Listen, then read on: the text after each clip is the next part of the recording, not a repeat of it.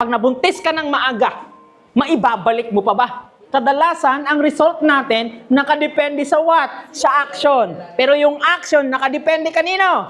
Sa decision. So if you decide, please, if you decide, think twice, thrice times if pwede.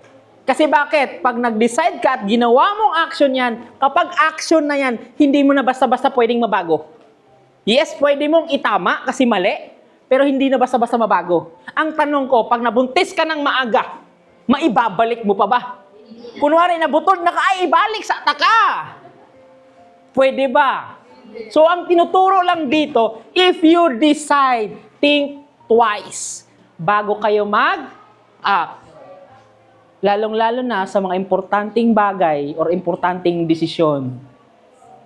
Think before you act. Kasi minsan, ang result, pwedeng bad, pwedeng good. Okay lang kung good. What if bad? Mapababalik mo pa ba? Hindi na.